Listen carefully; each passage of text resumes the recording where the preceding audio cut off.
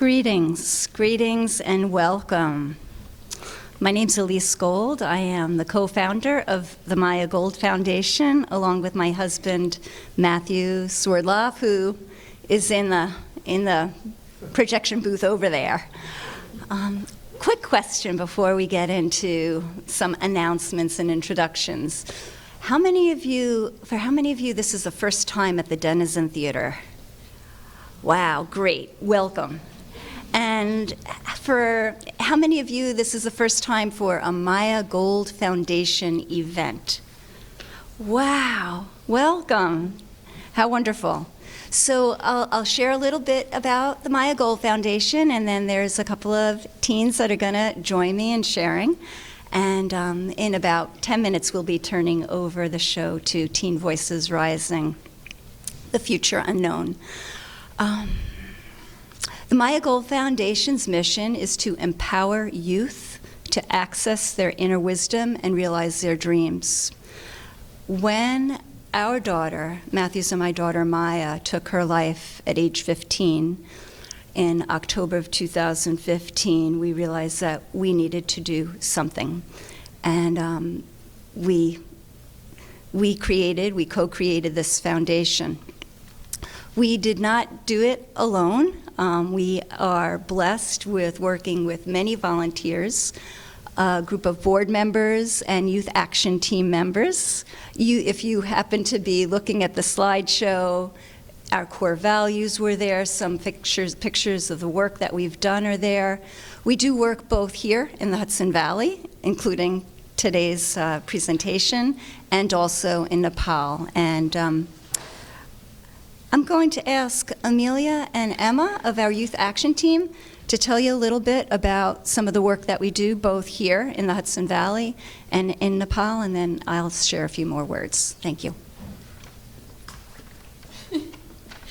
Hi, everybody. I'm Emma. My voice. My name's Amelia. So we're both members of the Youth Action Team with the Maya Gold Foundation, and all of these programs are very close to our heart. For me, especially, my first program with the Maya Gold Foundation was the Nepal trip, and I fell absolutely in love with it, so I applied to be a Youth Action Team member. Basically, in Nepal, what we do is to build these international connections and honor Maya's vision of ending sex trafficking. So we work with many charities in Nepal, such as HCC and Sasane, all programs that are geared towards protecting children and uplifting them. So there is a wonderfully made flyer on the outside table. There are more spots available on this year's trip in the spring. The applications are on the website, and there is always financial aid available. So I just want to talk about the Youth Action Team a little bit. We're the teen board of the foundation, and our mission is to give youth a voice. So we've had one of our own events, and the rest is just supporting the adults. The board also has committees. We have the Thrive Committee, which we basically give grants to programs in the Hudson Valley that align with the main board's mission, which is to empower youth to access their inner wisdom and realize their dreams. So we've supported dance classes. What else have we supported? Equine therapy programs. Yeah, we've done a lot. And then we also have the Community Awards Committee, where we give scholarships to 2 teens a year, 2 high schoolers a year who do community service. So if you're interested, we always are looking for volunteers, and the teen board will be taking applications for new members in the spring, and everything is online, including what the committees do. So thank you. Okay. So before we get started, I just wanted to extend a special thanks to our sponsors, Our Wood Farm Brewery, Bread Alone, Cafe Mio, Kombucha, Grazery, Handmade and More, Lagusta's Luscious, Mohonk Mountain House, Mud Puddle Coffee Roasters and Cafe, Rock and Snow, and State Farm Insurance / Jim DeMeo, Trio Design. Trio Design. Thank you both. Why don't you stay here for a moment? So I just wanted to say, when it comes to our mission of empowering youth, we, the adult board, felt like no matter how grand and wonderful our ideas might be, they won't be good ideas unless we really have teens' voices there. So we really do embrace the voices of the teens who are working in partnership with us. We really don't make decisions without the teens at the table. And one prime example is this evening's event. About a year ago, we had a big board youth action team collaboration, a kind of strategic planning session of what do we want to do? What do teens want? And there were about a dozen different options, and one of them was the idea of spoken word and poetry really resonates with us. That went right to the Community Programs Committee, and we found Poet Gold, and the rest is history. You'll learn more about that in a moment. But that is really the seed that germinated from the teen's voice, like what's next. So what's next? We're planning a spring, aside from the spring trip that Emma alluded to, we're also planning the spring community programs event, and stay tuned. Everything's on our website. Like us on Facebook and Instagram. We have a YouTube channel. It's all there. We're pretty active, and it's all volunteer-based.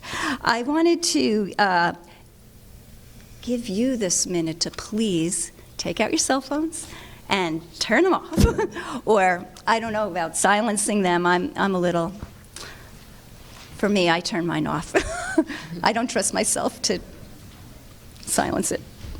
And while you're doing that, a special shout out to the Denison Theater. This is such an incredible black box theater. They've been so generous to us. They are one of our sponsors.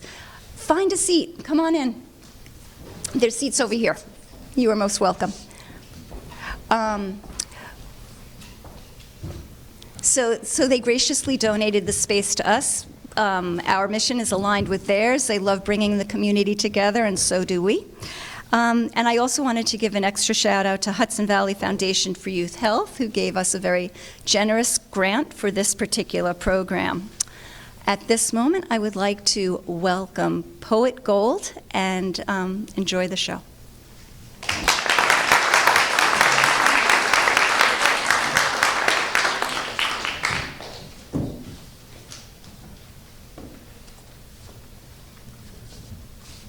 Good evening, everyone. So it's interesting how the universe works.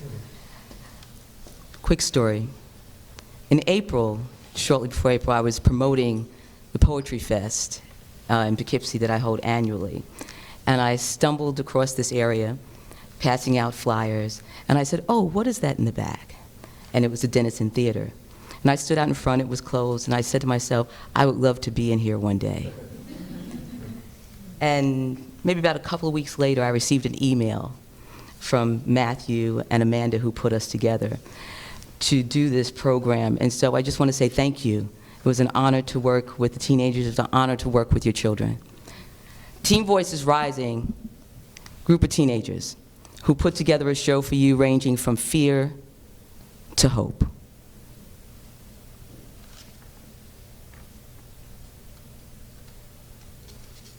What is fear? Does it linger in the darkness of our thoughts, like a burglar waiting to rob us of our most precious gifts? Is it the abyss, the unknown, a journey yet to be discovered, a path never walked upon? Does its mere presence teach how to overcome and become fearless? What is fear? Does it create cobwebs out of visions once thought as beautiful and innovative? As we look deep into the eye, the window to the soul, is it the love we no longer see in ourselves? Is it not knowing what you don't know? Therefore, you don't know what you need to know. What is fear? Is it living life with a dream unfulfilled, unrequited love, the lack of human touch upon the flesh? Is it an eagle discovering it has a broken wing, or a squirrel that simply cannot get enough nuts to store for the winter? What is fear? Does it manifest in expressions of hate, indifference, and intolerance? Does it melt slowly away our spirit like the heat emanating from the wick's fire on a candle, liquefying the wax, dripping until there is nothing left? Fear? What is it? I believe it's everything, all things we allow our mind to make it out to be.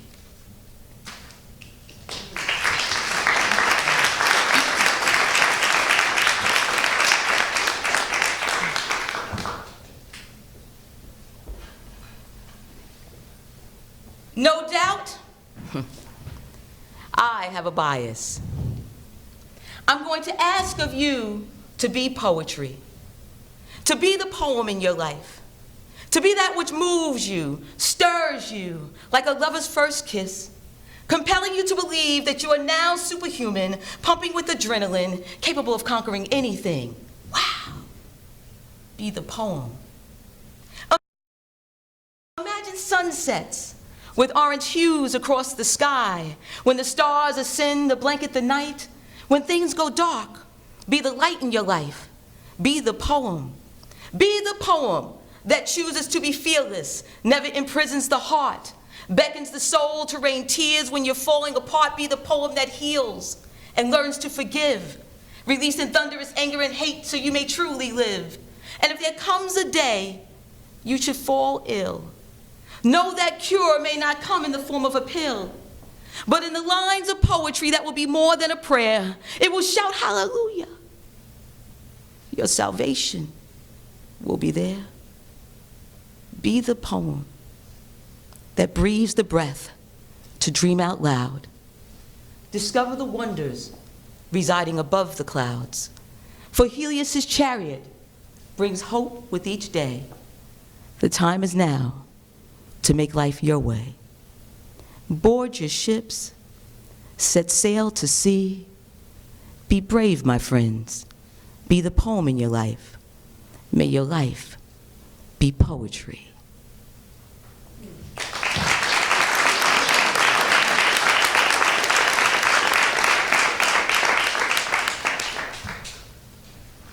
What is fear?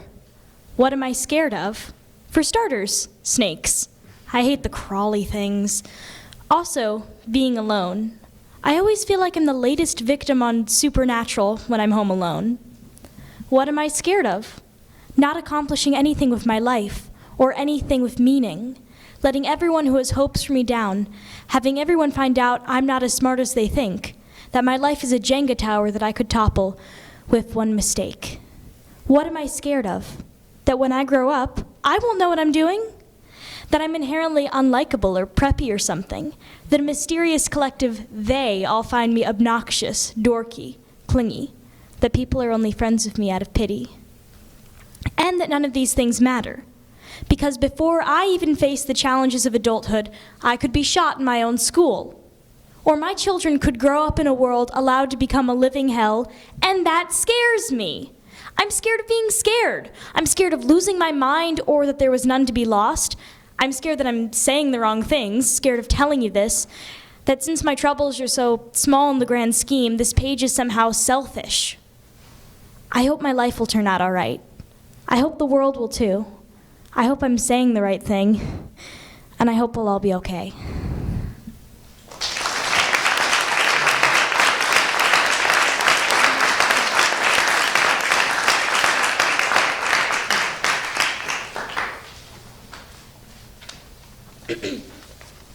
Fear is the melting point of humanity. Knowing the ground is crumbling beneath our feet. As oceans rise. As we have turned a blind eye to Gaia, We have abandoned her. for the green in our pockets is more important than the green in our trees.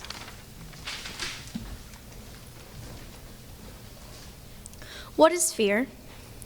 Fear is walking down a hallway, having to look behind your back, into the black, dreary darkness in the black. Pain is present, chest hurts, heart beats, beats, beats, beats. Hoping to find a crack of light, but suddenly a hand lands on your shoulder. Everything is silent. Fear is anything but silent.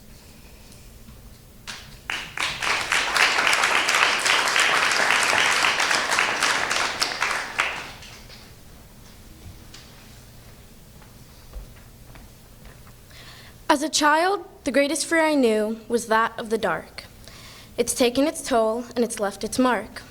I've learnt my fear is less of absence of light and more of not knowing what's around me in the night. The night, the day, any time I've led astray, I find the great old fear creeping back.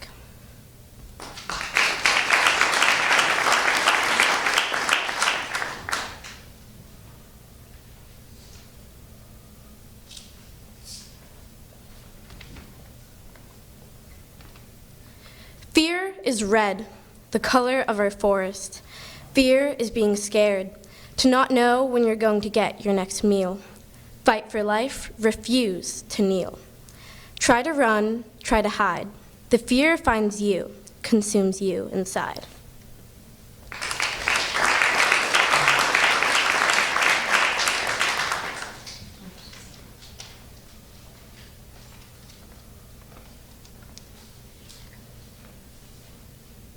If I was to die tomorrow, would you be okay? Would you care? If I was to fall to my knees, would you help me up? Or are you too scared? I am afraid. You are too. Afraid of my own mind, afraid of being alone so long I forget who I am. Afraid of the voices in my head, telling me horrible things. I curl into balls on my bedroom floor and let tears stream down my face. Tears from the eyes that see the homeless freezing, stray animals starving, and my friends get hurt from words I uttered. From the same eyes that belong to a girl who can't help everyone. I convince myself the mirror's lying. Everything is going to be fine. Why? Because I'm scared too.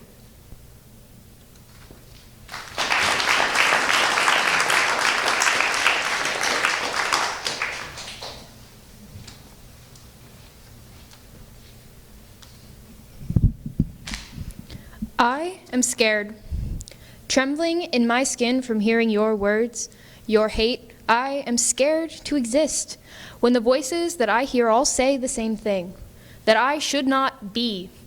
I am scared of being beaten, berated, and shocked with the electricity running through their veins, the buzzing blood of the hateful, the fearful. For they are scared too. Those with their pitchforks and burning anger, we are all scared of the things we cannot know or understand, and while I curl up and hide from the fear, the unknown, others go looking for violence, targeting those more afraid than them. For fear is a mother, violence and hatred just two of her many children, offspring infecting every aspect of our lives. I know this, we know this, and the truth should allow us to conquer our fears, yet we are still afraid.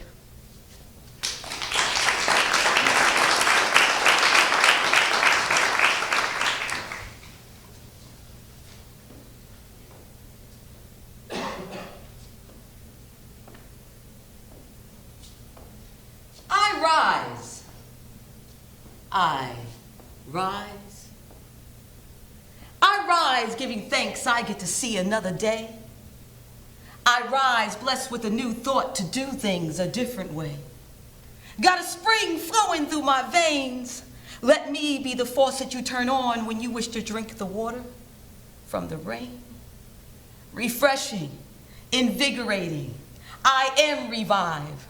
I am the up that will catch you on the way down. I am not caffeine offering some temporary stimulation. I am organic, a natural occurrence. I did not just get here, I have been here. I am love, wading through the chaos. I am, I am, I am.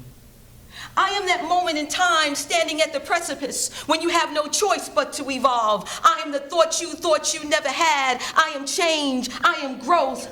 I am the dash between the beginning and the end.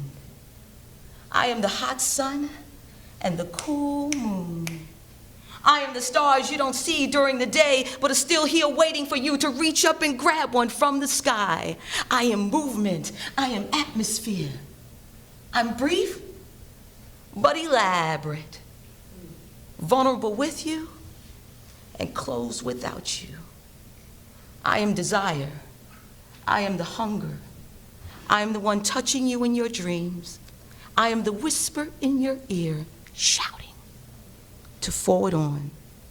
I am with you as you are with me, and together we are life.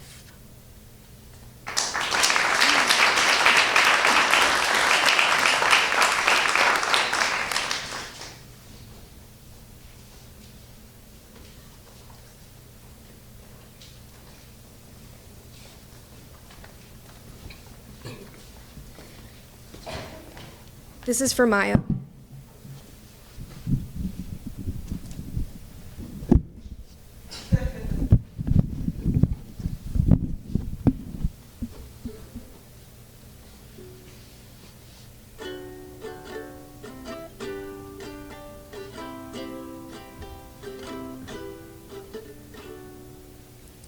Will I lose my dignity?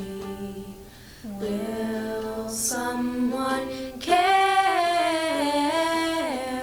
Will I wake tomorrow from this nightmare? Will I lose my dignity? Will someone care? Will I wake tomorrow from this nightmare? Will I lose my dignity? Will someone care? Will I wake tomorrow from this nightmare? Will I lose my dignity? Will someone care? Will I wake tomorrow from this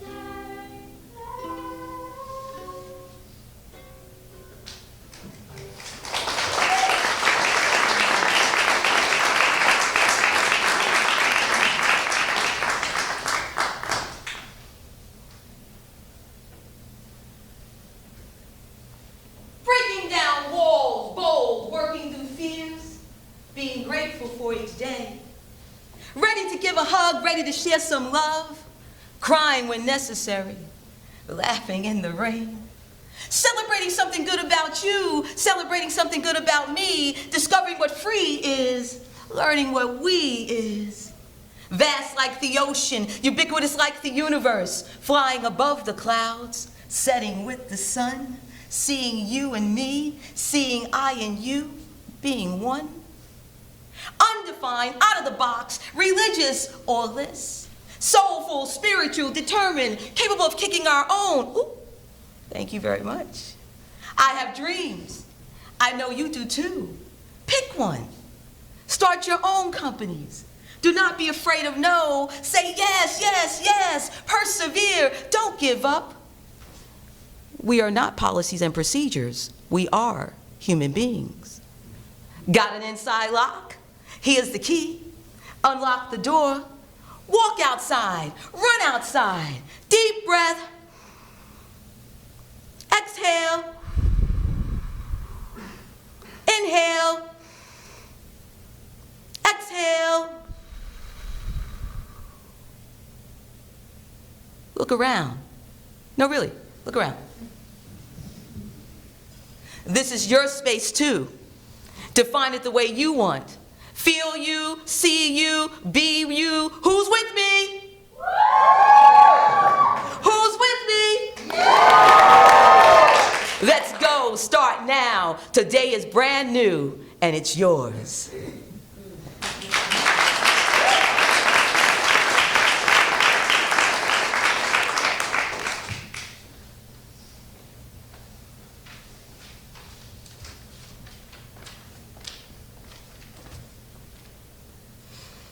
I hope I can be accepted when I enter the adult world.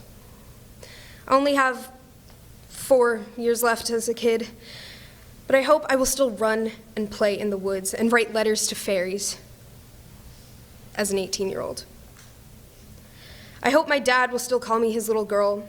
My mom will still watch old 80s movies with me. I hope I will still have sleepovers with my friends. I hope I will still spend hours dancing in my room to songs I know by heart. I hope I live to 18. This world is full of cruel stories, of kids being shot in their own school, and people being shamed for the color of their skin or where they came from. I hope one day I can make an impact, a difference. But these days, all we can do is hope till we're 18.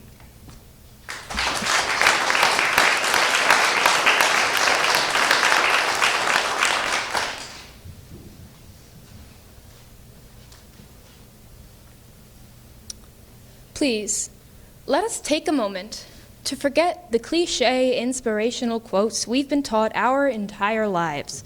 Cursive writing over a night sky telling us that you can only see the stars in the dark. The bold fonts and nature scenes, there's only a rainbow after the rain.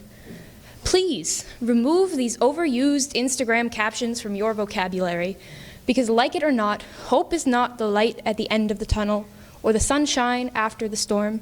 Hope is the candle already in your hand to lead the way through these endless caverns.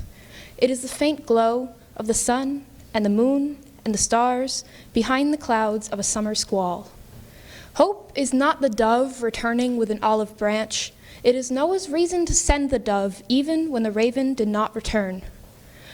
We go searching for hope in every corner of the world, not knowing that it is already present in the warmth of our skin, the brightness of our eyes, the cool air in our lungs. Hope is every sensation we are able to feel.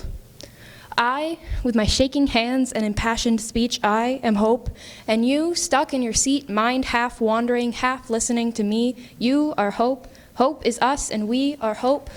Hope is my caring enough to speak, and your caring enough to listen. Hope is understanding our fears, and being scared too. Hope is wanting to do something, and actually creating change. Hope is love, is breath, is life.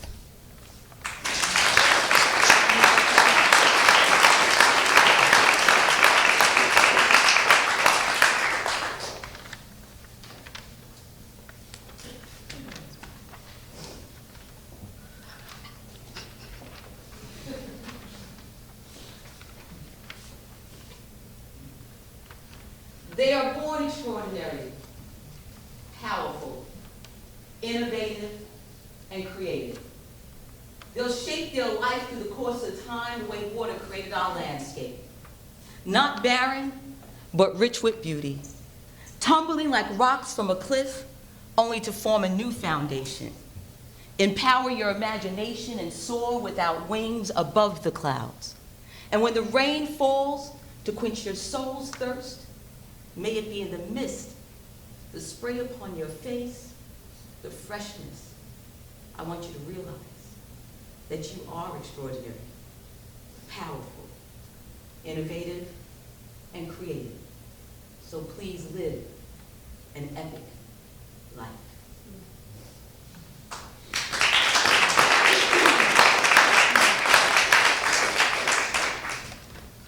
Hope is looking for answers when there are none. We have survived for this long, through so much. Humanity can climb out of the grave we dug ourselves in.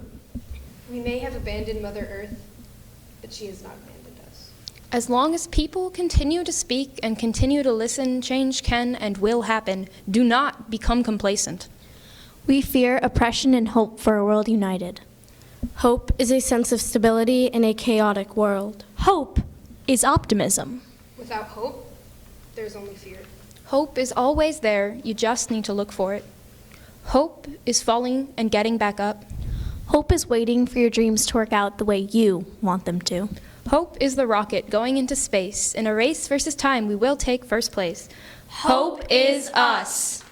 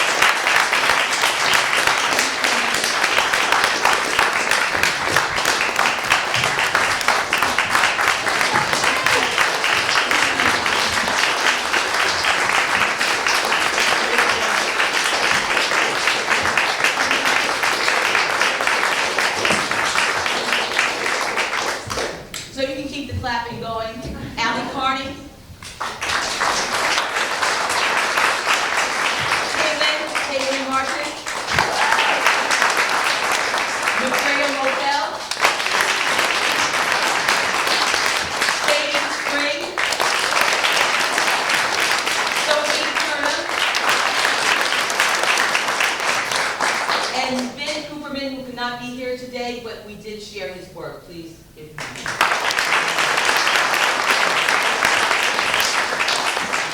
Thank you for being here. I believe Jesse? Yes, okay. Hi, everybody. Thank you again for being here. My name is Jessie Sarubi. I am on the board of the Maya Gold Foundation, and we wanted to just say very, very, very much from the bottom of our hearts, thank you, Poet Gold, and all of you poets. That was wonderful. I think we all agree it was touching and unifying and inspiring. And we do have a Q&A session to follow. So if you have the time and can hang out for a little bit, we're going to have some refreshments from some of our sponsors. And then we'll take about 5 to 10 minutes, maybe more, depending on how many questions we have, to be able to ask our poets some questions. Sound good? Yes. All right.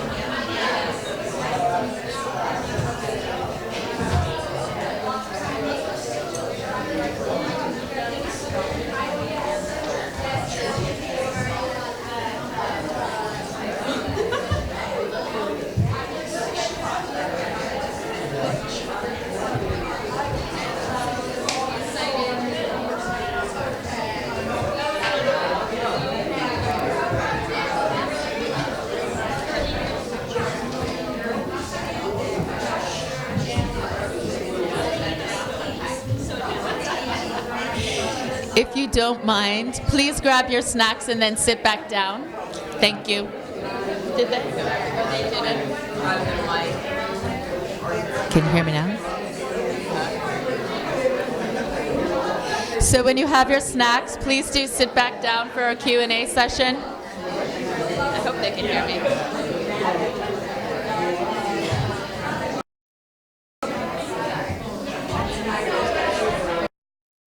And they're not up for answering, that's okay.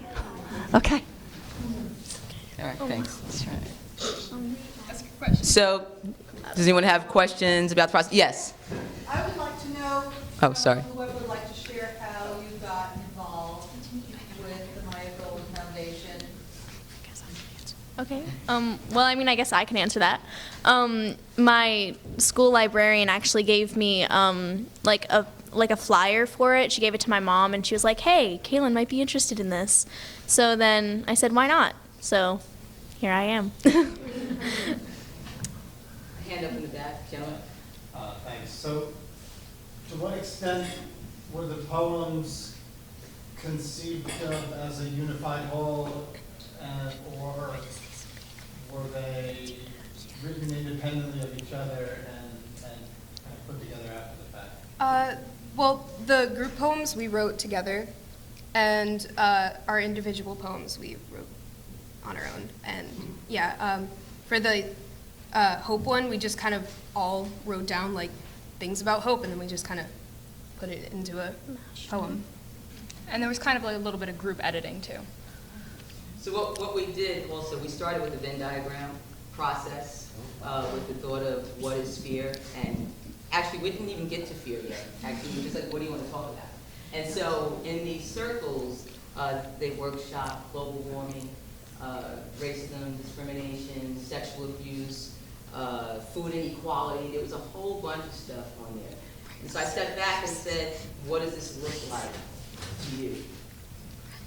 And through a discussion, they came to the conclusion, that it was a response to our fears.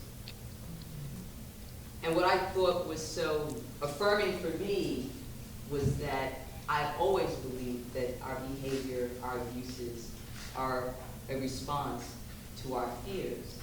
And they hit the nail on the head, which I really appreciated, because it's hard for us sometimes as adults to be vulnerable and to say that we're frightened, so we act out.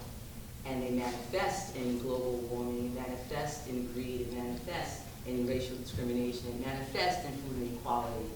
And if we can get to the place of recognizing that, I'll do it my soapbox. I think we can begin to make some changes, but they just hit it and said, we want this to be about fear. So, yes, in front. No, Did you write the poems for this? Oh, the poems I recited? Yes. Yes. No, actually, some of them were already existing. Okay. What is Fear was actually my first book, with my Soul Speaks I Scribe Poetry. And so these poems were already there. I just wanted to place them to complement their original work. Red Scarf, yes. So a lot of what I heard felt like that little voice inside your head or something that you keep inside. What did it feel like to share it with a whole room full of people? Good question. Absolutely terrifying. I second that. It was really scary. Yeah. Because, I mean, we're teenagers. We go through stuff. Everyone goes through stuff, but again, we're teenagers.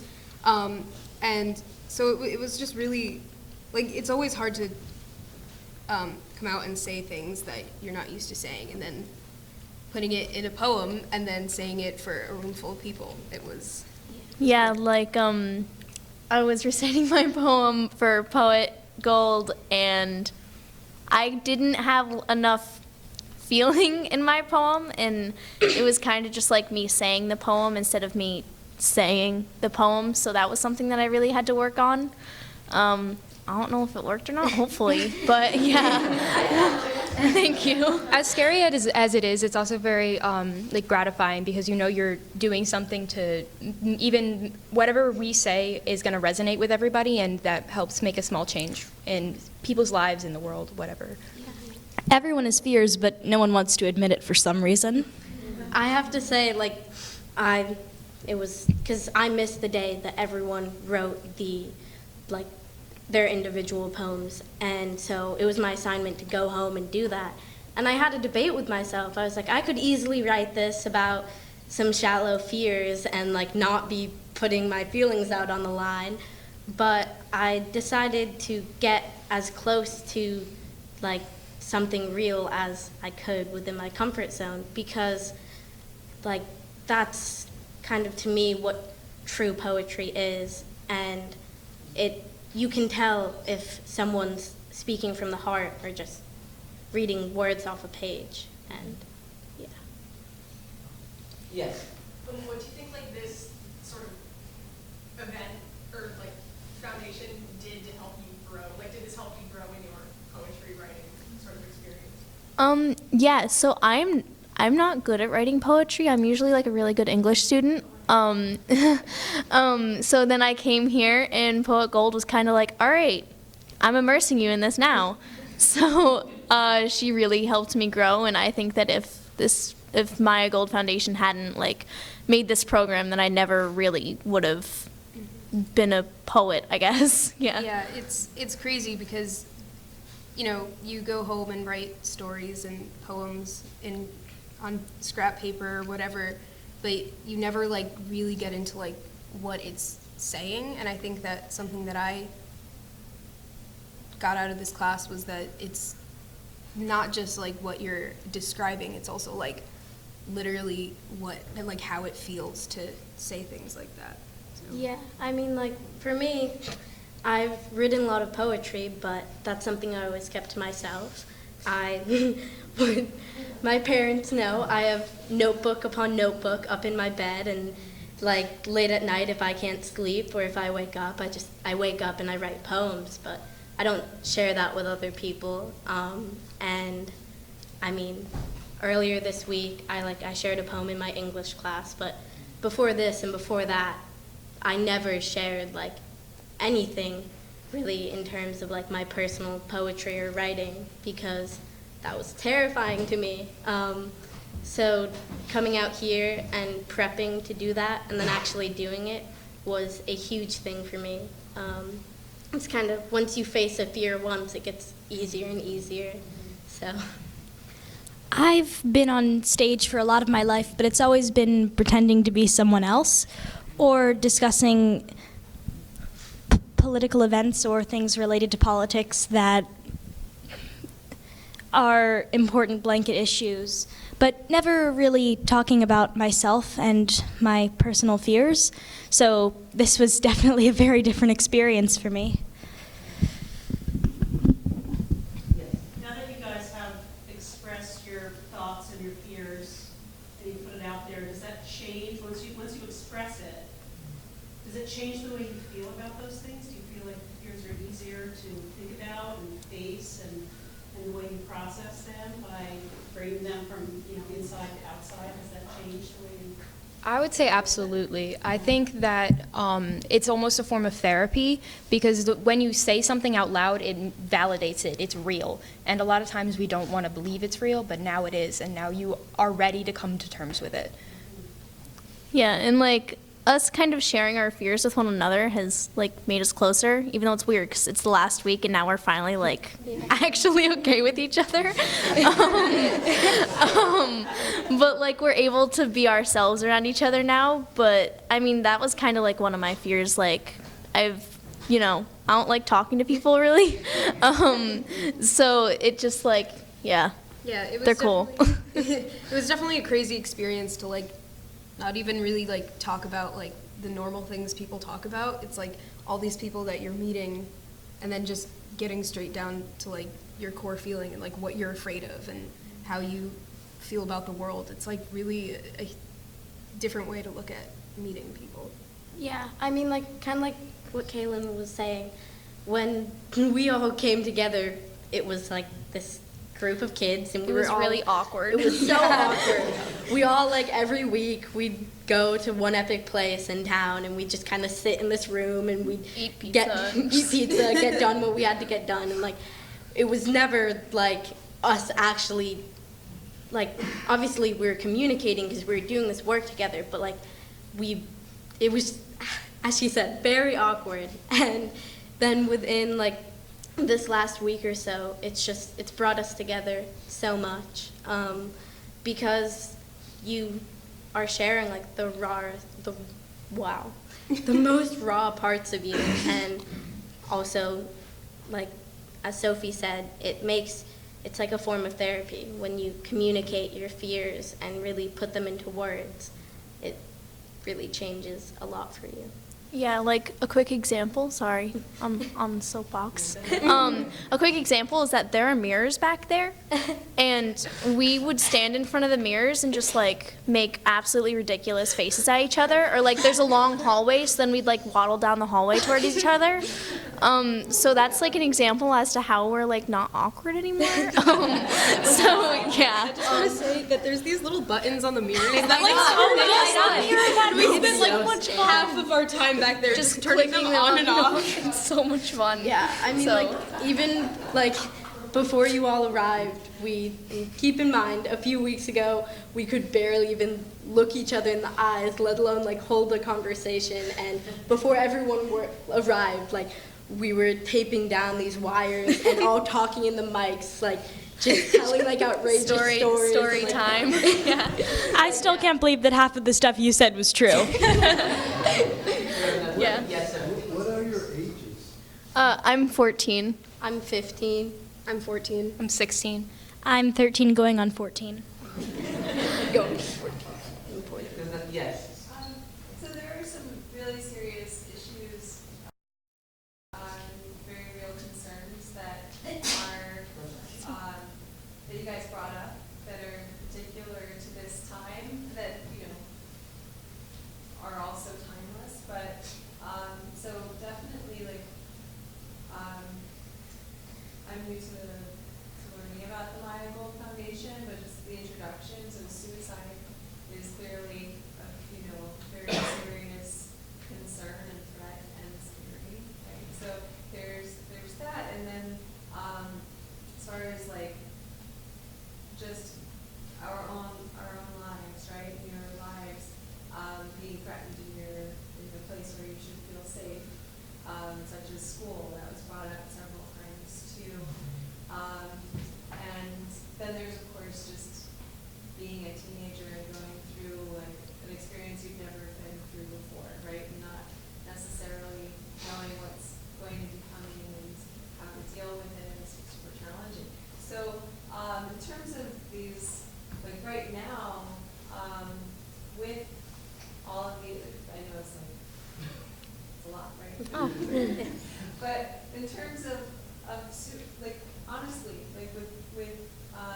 suicide and also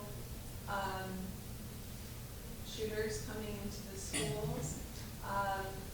None of us have an answer, and everyone can say, like, okay, this is it, and it's all over, and it's not gonna be a problem anymore. But I guess the question is, if there was something, I mean, just like thinking big, right, like in a big scale, if there is some kind of answer to it, what would that be or feel like for you to these larger, scarier threats? What would that be? I mean,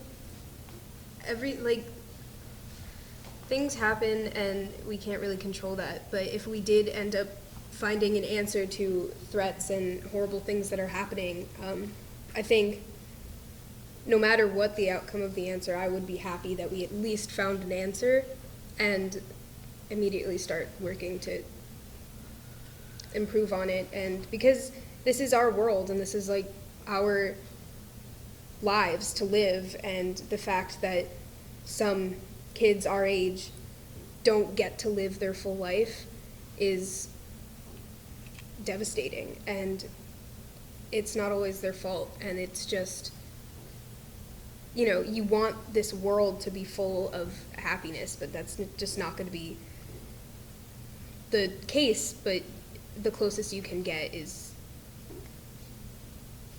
that's the best outcome. So. I honestly think the scariest part of it all is a lot of times there are answers, and especially with, you know, with school shootings, you know, gun control works, and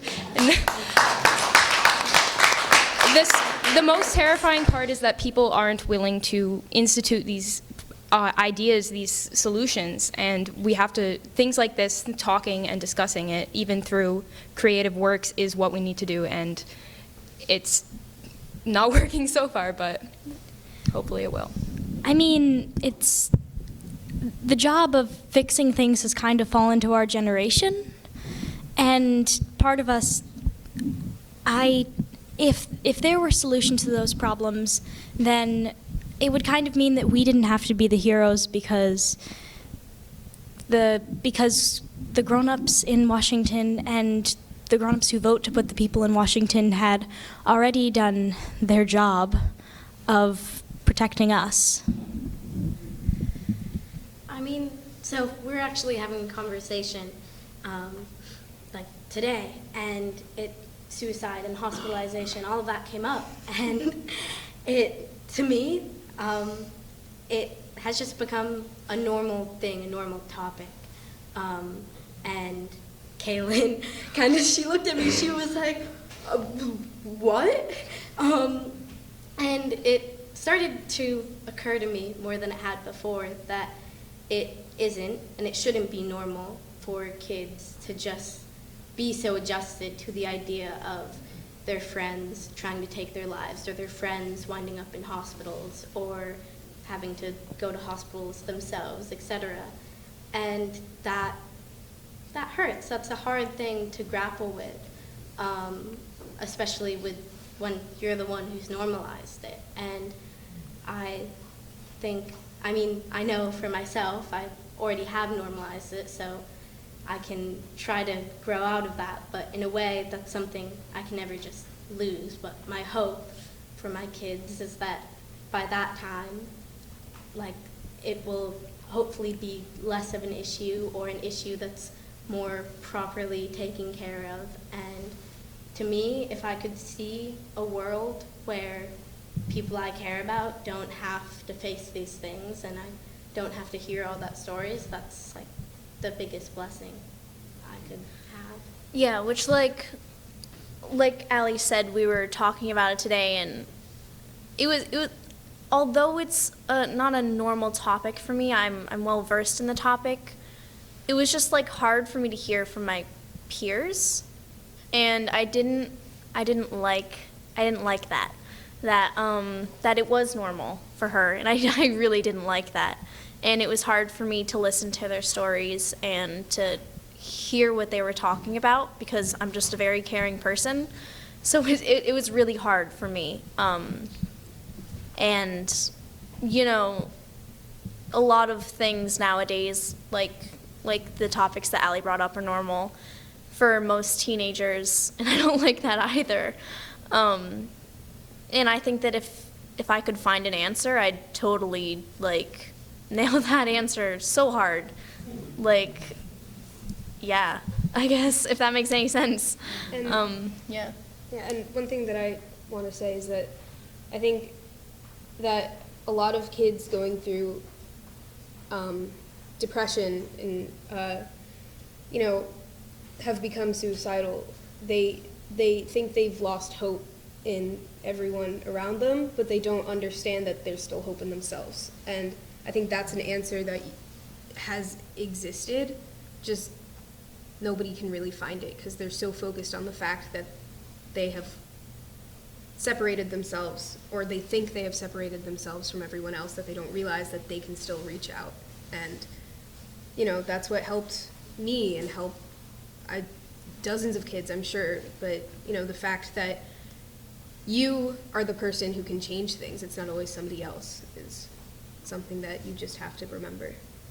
And going back to the gun control issue, to me, and also normalizing things, it's like we're all teenagers, we're all in high school or middle school, and like lockdowns are just kind of part of the yearly routine. You have to like go hide under a desk, turn all the lights off, and lock the door and stay quiet.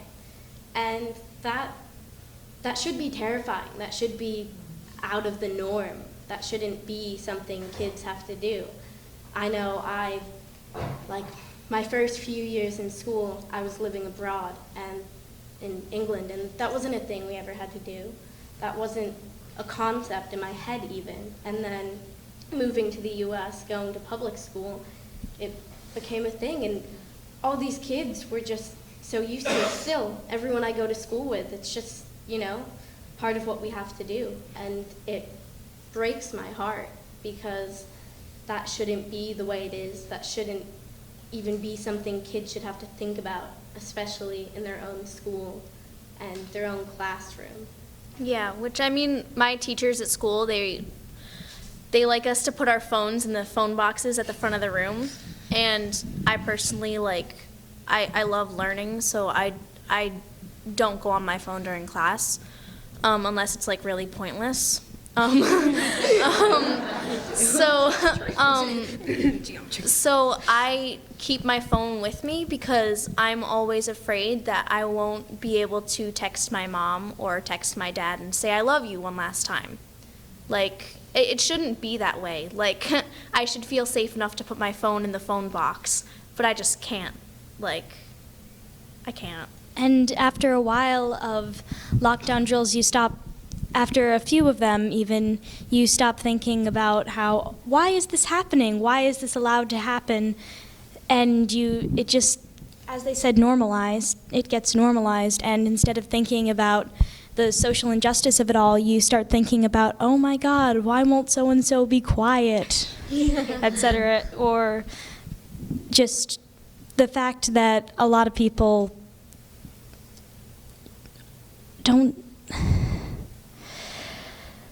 that it's hard to think about, so we try to push it aside into the smaller categories of who behaved well during this lockdown drill instead of why are we having a lockdown drill?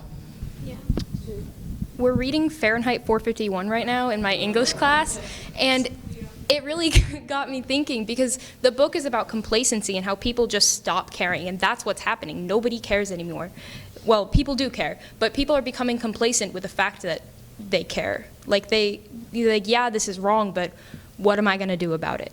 And that's what leads to these dystopian novels that are just terrifying. That's what leads to these novels written by people way back in the 1800s, and even now, teen girls, rising up and saving the day in the Hunger Games or whatever. And that's becoming reality. And we are living in a dystopia, and we really shouldn't be. I mean, look at us. We are teen girls. We were able to get up here and say, hey, everyone, listen, we live in a horrible world. Let's make it better. So. Hi,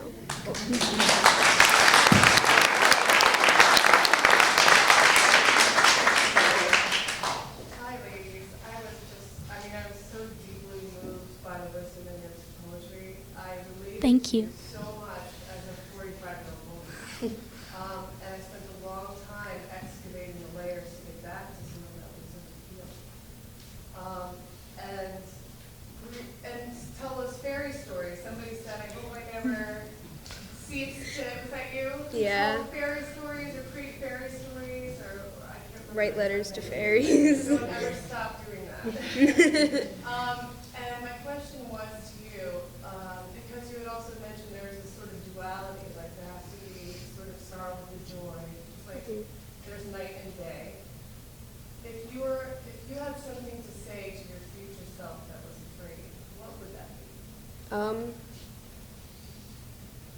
I think that something that I would say to my future self in any situation is like, listen, it can always be worse. Even if you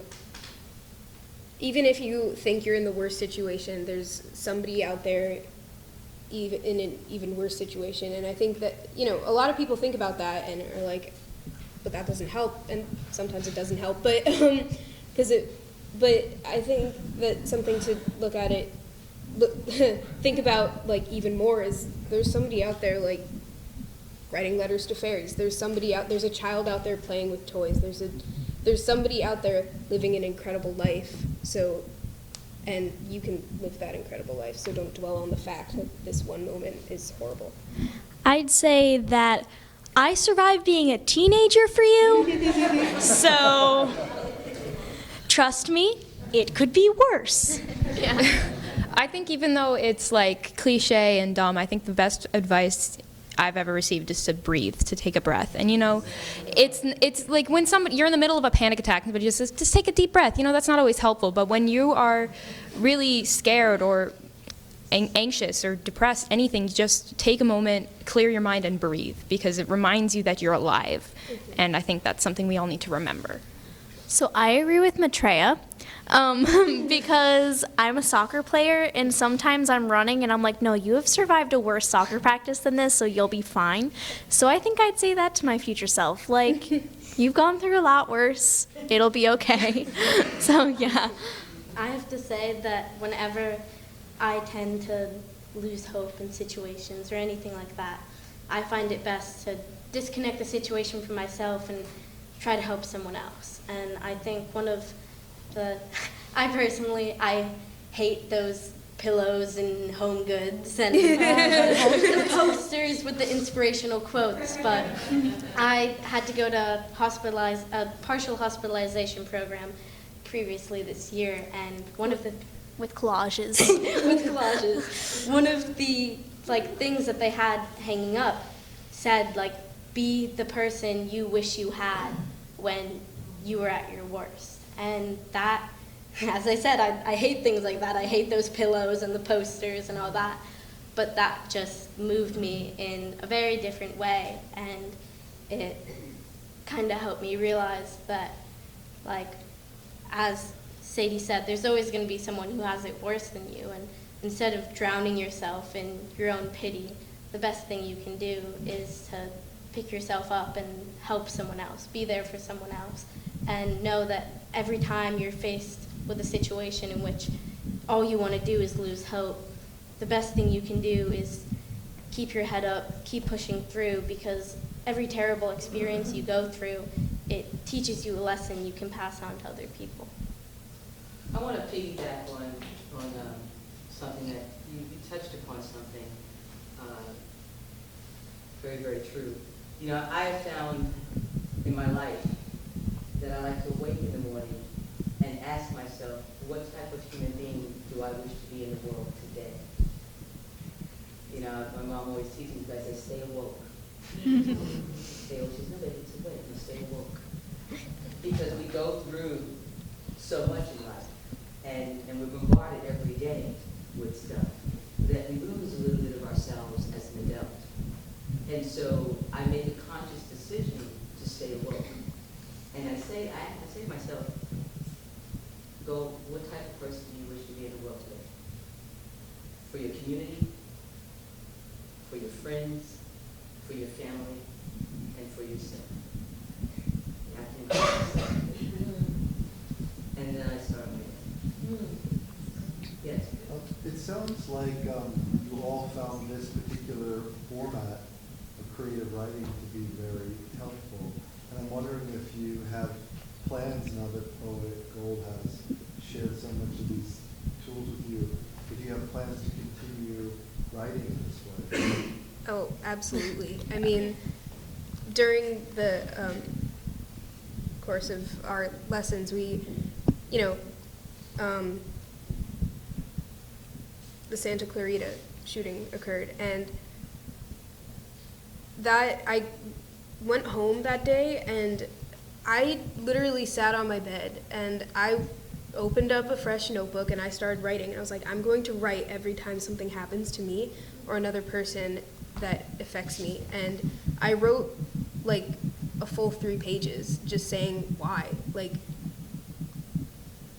I'm here when two beds will never be slept in again. And that's something that I dwell on a lot, that, there are people dying all the time and I can't do anything about it. So why am I here? But then I also think about, if I haven't gone yet, then I'm here for a reason. And I think that writing is definitely the reason right now. So. Yeah, I've been writing since 7th, 8th grade, thanks to my wonderful Miss Rab over here and Matthew.